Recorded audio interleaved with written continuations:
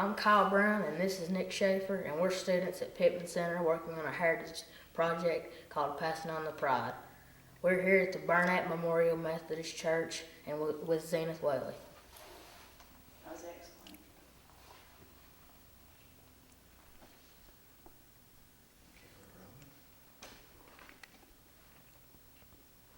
Mr. Whaley, could you tell us about your area when you were a child, where you lived? Sir, Could you? I'm afraid you're not speaking up loud enough. I'm gonna argue. Okay. Mr. Whaley, could you please tell us about your area when you were a child, where you lived? I was born and raised till I was 14 years old up in the Greenbrier area of where the Great Smoky Mountain National Park is now. And I started the school there in the Greenbrier area in 1921. And Wilford Morris was my first teacher. I was 7 years old, he is 17. What school did you go to? What school did you go to? I can't hear. Mr. Whaley, could you please tell us where you went to school? And Yes, I started the school up in the Greenbrier area of the Great Smoky Mountain National Park, where it is now. We lived about 2 miles above the school, and I started the school in 1921 at 7 years old. You had to be 7 then before you could go to school. Mm-hmm. And that's where I started the school. And if you'll allow me to speak, we had to march in. There's 2 lines of us. And we had to march in when school took up of a morning and go right on up into the auditorium. And we sang a song and had benediction, and then we went out into our rooms. what school did you go to? What school did you go to? The big Greenbrier school, it's a great school, grammar school. Mm-hmm. Was it like a one-room schoolhouse? No, It was. it had 4 rooms and the auditorium. How long did you live? You said you lived till you were 14 in Greenbrier. Yeah, I was 14 when I left Greenbrier. Yeah. Now, when you left Greenbrier, where did you go after you left Greenbrier? We moved over here on Birch Creek, and J.H. Porter Farm. We just leased it, and he had cut the timber off of his part of the farm, and he wanted some land cleared so he could fence it, sow it, make pasture fields. And so my daddy and my next 2 oldest brothers, well, we cleared 15 acres of land there. He'd had the timber cut off of it, but there's a lot of stuff that we had to take off. We took everything off, burned it, piled it up and burned it. And we got what it made 2 years. The contents of what the land made for 2 years. Then after 2 years, we had to pay rent. But we cleared 3 new grounds, they called them back then. About 4 acres, or 4.5, about 15 acres in all is what we cleared there. How long did you stay there? We stayed there 4 years. And I went to school at Caton's Chapel. And I just got to 8th grade education. But I finished school there at Caton's Chapel. You want me to ask, how long did you stay there at the farm? 4 years. And then we moved down about 3.5 miles east of Sevierville, and we leased some more land to clear. But now this hadn't had the timber cut off of it. It had all the timber on it, and we had to take everything off of it. We had to pile the logs, bug them up. We had to cut them with a cross-cut saw, and we'd make big log piles, and we had to burn the logs on the ground.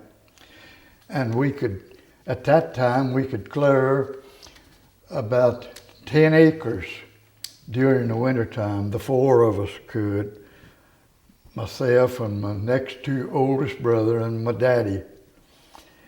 And so we stayed there 4 years. And we got all that made 2 years, and then after after we cleared 10 acres, well, the next year when we cleared 10 acres, we had 20 to cultivate, and we got to getting ahead a little then, having 20 acres that we got all it made, anything that we wanted to plant it on it. How long have you lived in the area? How long have you lived in Pittman Center? Or Greenbrier? Yeah, Greenbrier. In Greenbrier? Yeah. Well, I was 14. Between 13 and 14, I liked from February to June of being 14 when we moved out of the Greenbrier. Had to give up our homes, as hundreds of others did, to make it possible to make a national park. And so everybody had to move out of the area.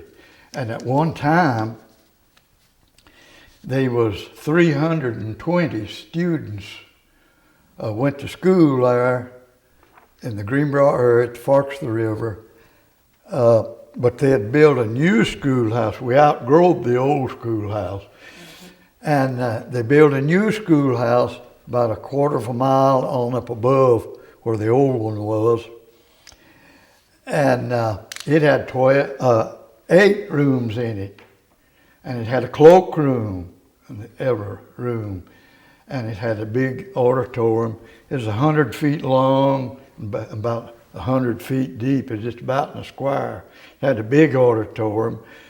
We could have plays, like what they have in the schools sometimes. And then on Friday evening, while we'd go to the auditorium and spell cross benches, we'd have on Friday evenings. And so 2 would choose up, and they'd choose all that was there that wanted to spell. And I remember making 2 cross benches, number 1, number 2. And when you moved up to number 1, when you went to cross, you called out the number 1. Then when you went down the other side, when you went to cross, you held up your hand and hollered number 2. And I remember making 2 cross benches one Friday evening on the word maneuver. It had went around twice. Started.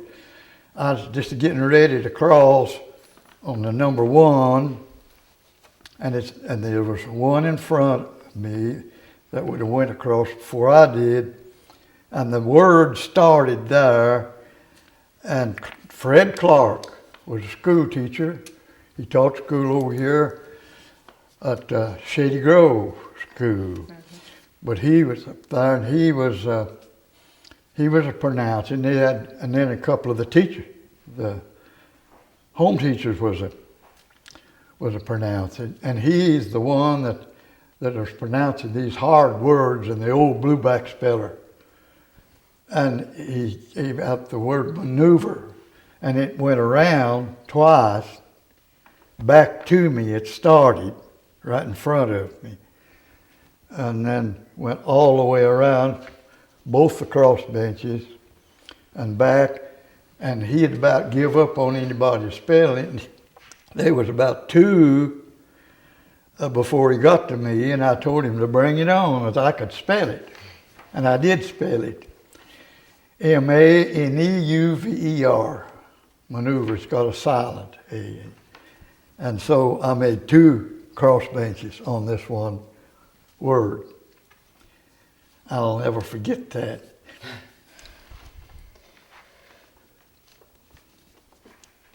What happened to the school? Well, the pupils outgrowed the school, this particular one. It's the old school, first school I went to. And so they built this new school, and I've got a picture of it over there. The new school on up about a quarter of a mile above this old school. And as I told you, it had 8 rooms. It's a big school. And it had a big auditorium, had a cloakroom, and every room. And of course, we had a stove. We had to burn wood. We had a stove in every room, you see. And so hung flew, and it went out. Well, at one time, there was 320 students enrolled in the school there in the Greenbrier area. And more than 200 of them was Whaleys, and I'm a Whaley. And the record of that is at the county seat. And go ahead. Where did your name come from? How did you get your name? You know, I asked my mother that when I got big enough to hate my name. I asked my mother, I said, where did you get this name, Zenith, Zenith? Just like the radio and TV spelled now. And she said, just out of the blue sky. And so there's not another one that I know of in the United States, and I've been in quite a few of the states, east and west and north and south, all the way to I've been to the east coast, the west coast, and south and north to Canada. And I've never found anyone that had this first name of mine, Zenith, Zenith. And I looked it up after I got old enough, big enough to find the dictionary, and it means the height of anything, or just say, for instance, if the sun is up there, it's the height of it. It's called the zenith. That's the height. Means the height. Mm-hmm. The height of anything is the zenith. And so I've never found anyone with that first name. But there's a lot of Whaleys.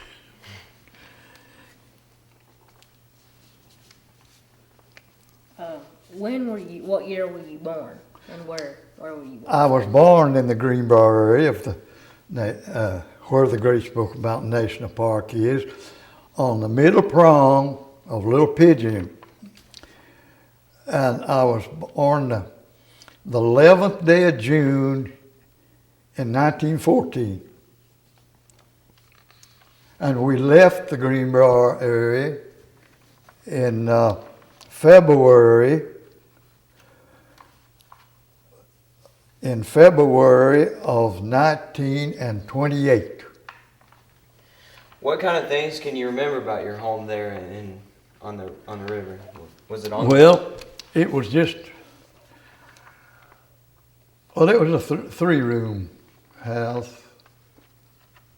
It had 2 bedrooms. My daddy built it when I was just a little boy, and I helped hand him stuff, what I could, between 5 and 6 years old.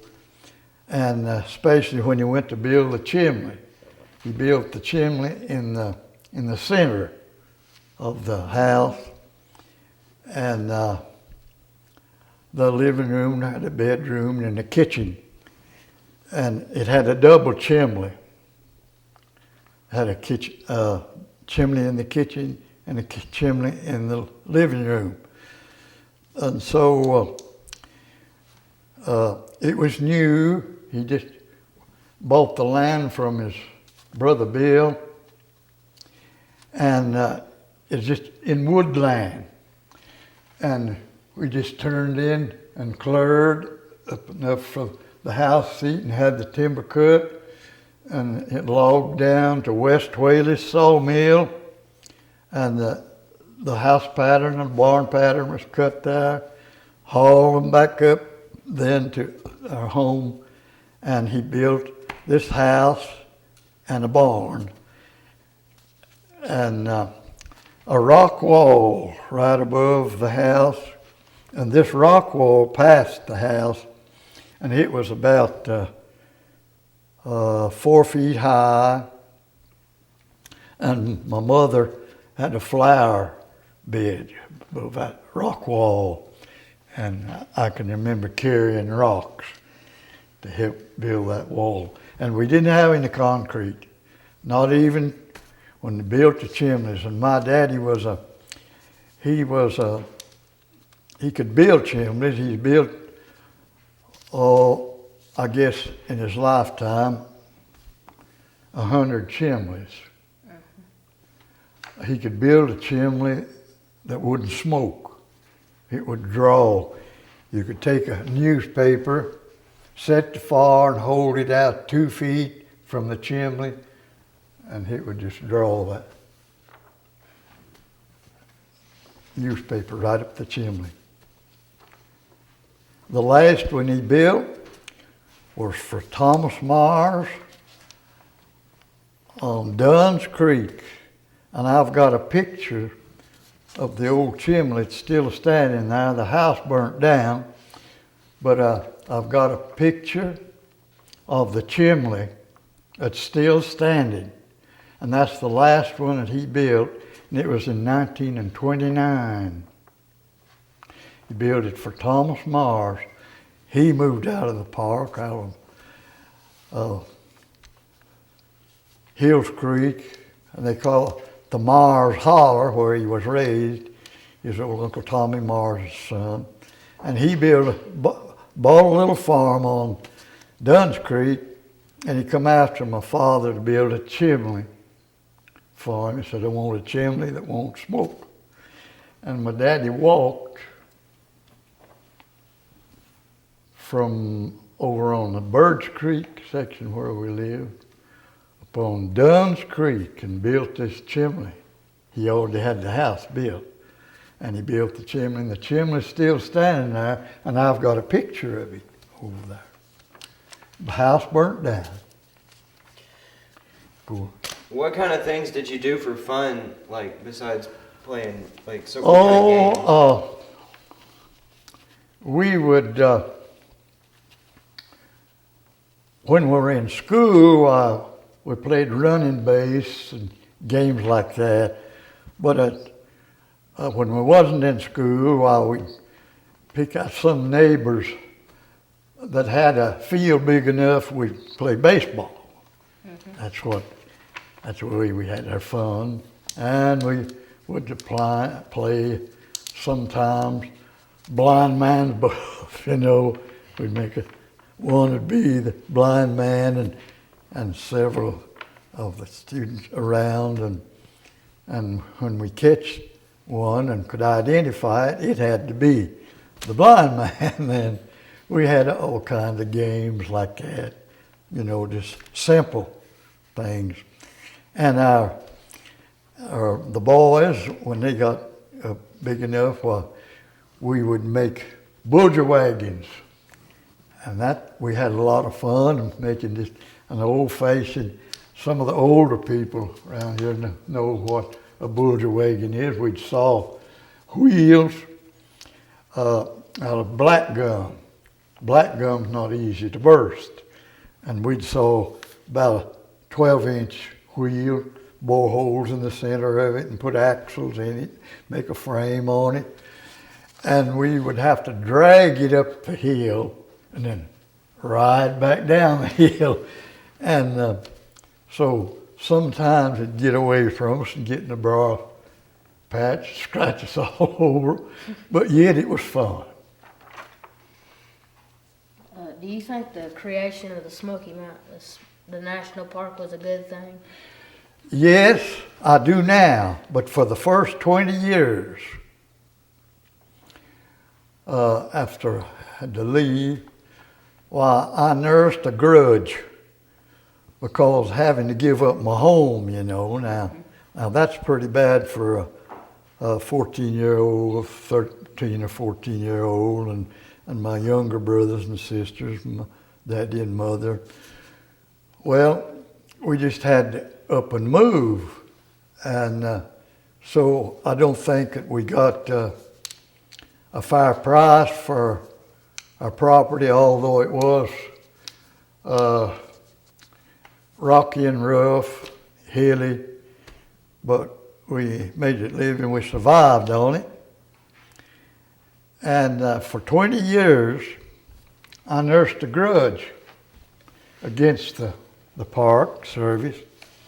Well, after 20 years, I moved back, as I believe it was 1949.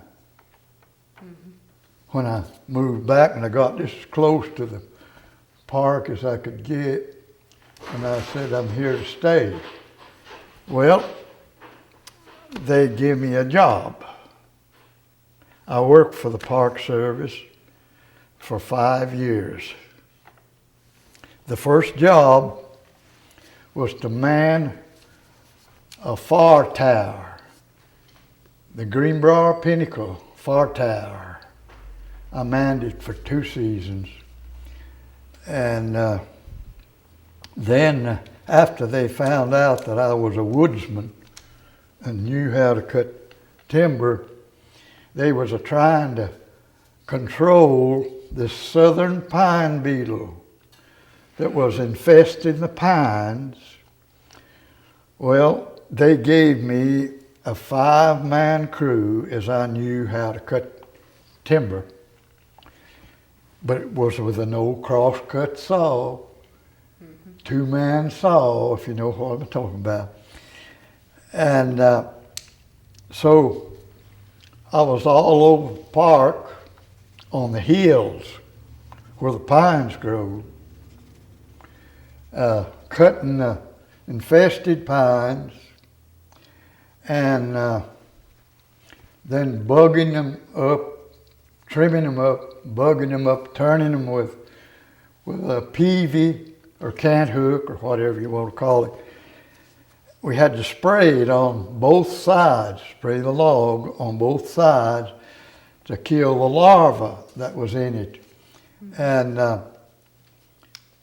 so I worked at that, and we also, the insecticide that we just used a regular old 5-gallon spray, 3-gallon spray, and we had a 5-gallon back pump that we carried the material in. And we used, the insecticide was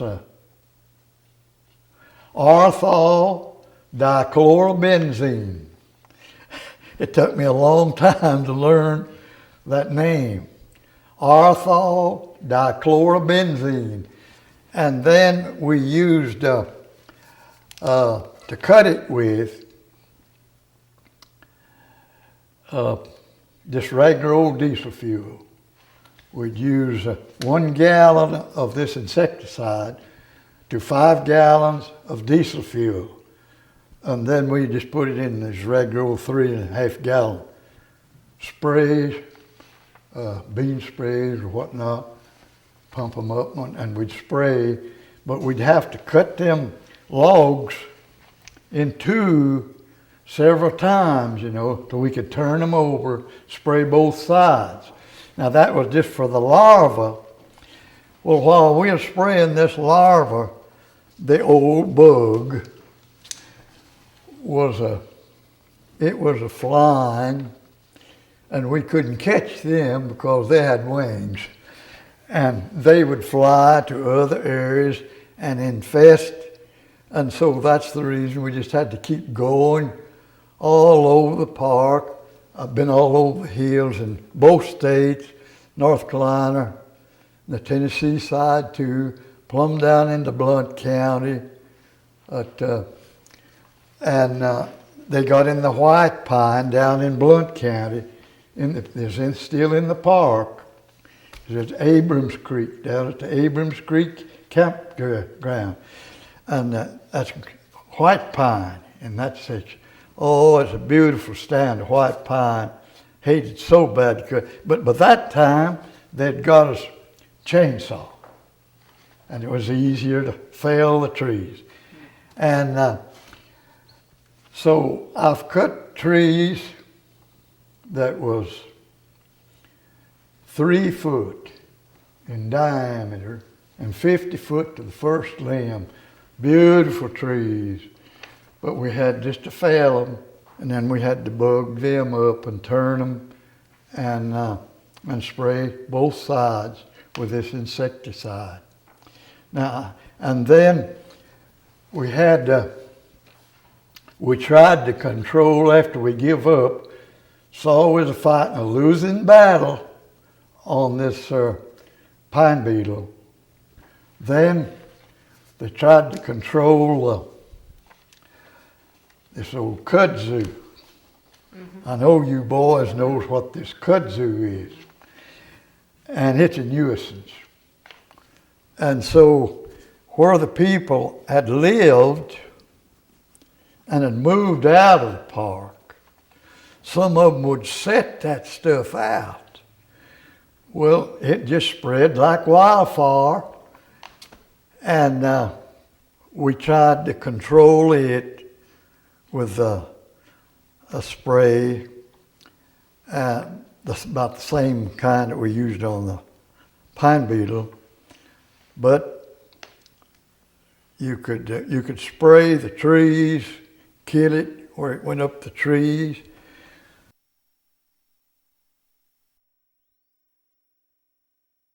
A day, and there was a mass coming up off of the stream, and so I could see it from out there.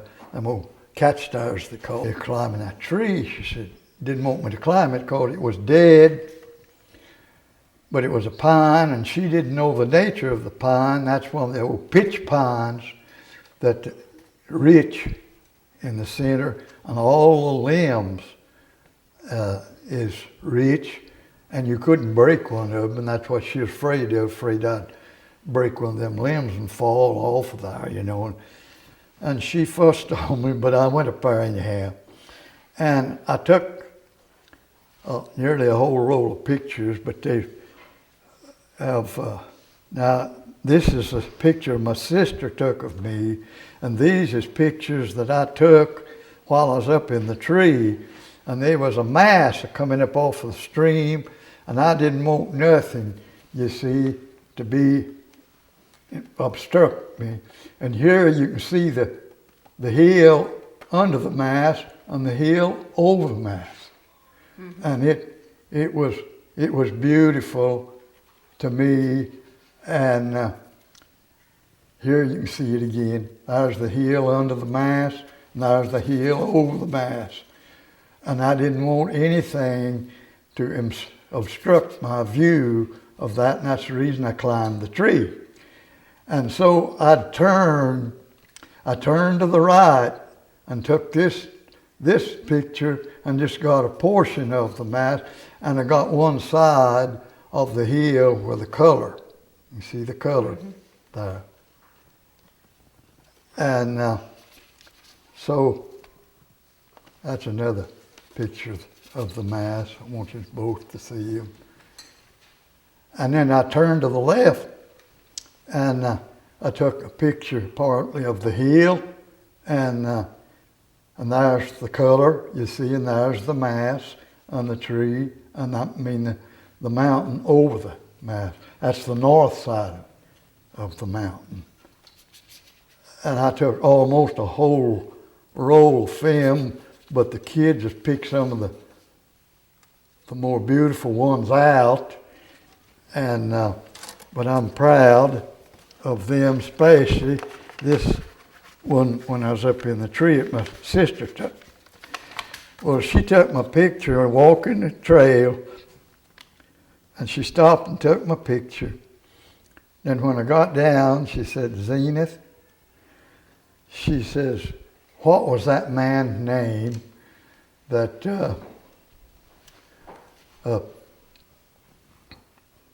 found out that Jesus was passing by that area, and being little of stature, said he run on in front, climbed up in a sycamore tree so he'd be sure to see him." I said, "That was Zacchaeus." And she says, "Well, I took Zacchaeus' picture while he was up in that tree." Said, "I'm going to have it developed and give to your wife so she can beat the stuffing out of you for climbing that tree." And I was 81 years old when I climbed that tree.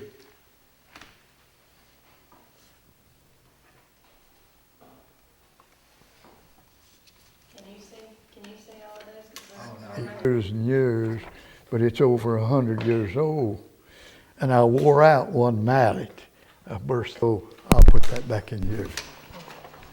Just the way. That's where it goes. You want to come in here, we'll look at more of your pictures. Oh, there. Can you see this one? It's a good sample. So that we can it says that we can Oh, show you. yeah. You mean you want me to sign it? Yeah. Now, I'll tell you what. I've got Parkinson's disease and I write an awful hand. But surely you can read it. Yeah, that's okay. Right there. Yeah, right there beside, yeah, there you go.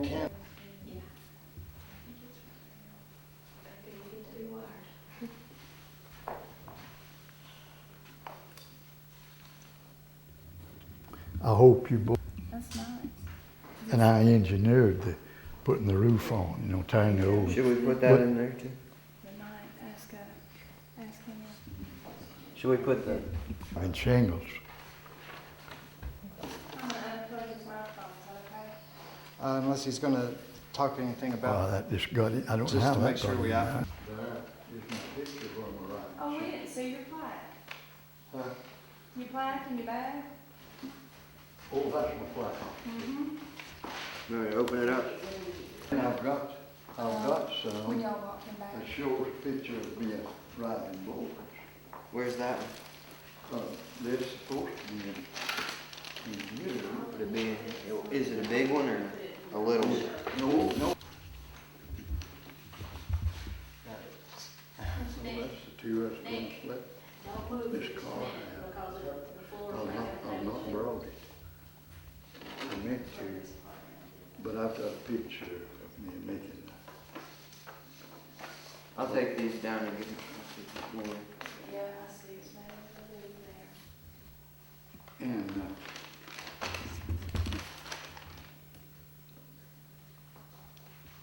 And this tree is up in the Boat Gunner Flats on, Just pull all the slack down. well, the Park Service calls it False Gap Prong, but I call it the Middle Fork. And where it forks off the old chimney. My dad. Yeah. Don't trip. See, that was my wife and me. Yep.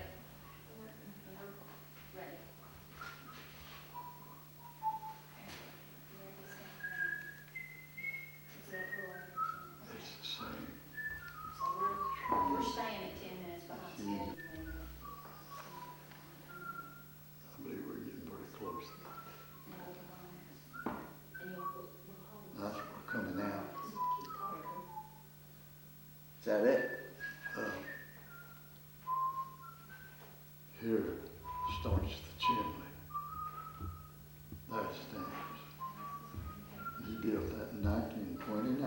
So that's the last one? That's the last chimney.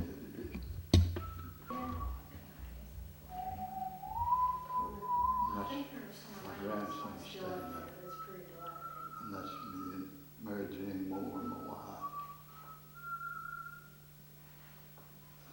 Here it is, this is Mary Jane Moore, me, that's my grandson staying there. You can just flip to it. I don't know if you brought I it just in, but figured there's buttons that there. bringing that you had If you put it over there, he'll show it.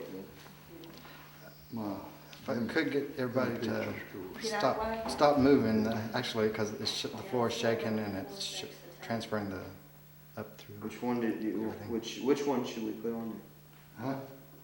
Which one, the chimney do you want? Well, now, if you want to, the group standing by it, well, it'd be all right to put this one, but if you want.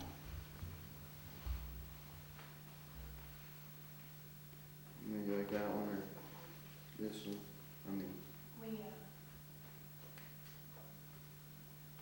that one? We need to get going on the next one. Okay.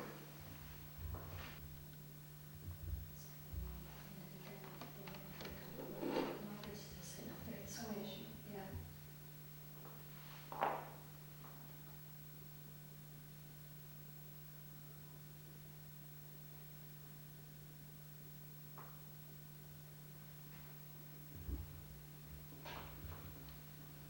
I'll bring that picture down here, making boards and short keyboards sometimes good.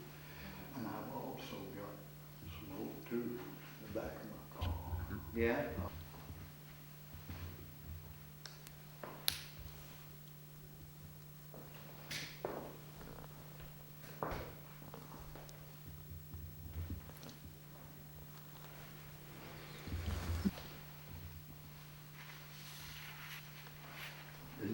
This is on the internet, both of them. And I was gonna give them to Miss Carr. I've got some more. We'll get a copy. Yeah, you can get a Xerox copy. Yeah, I'm a good man. You're about the only one that says. Okay, you're a good man.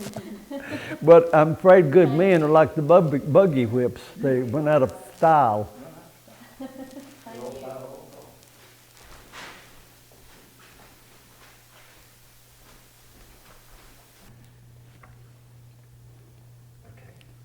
My name is Rebecca Tweed, and I'm here at the Burnett Memorial Methodist Church with Glenn Cardwell, the mayor of Pittman Center.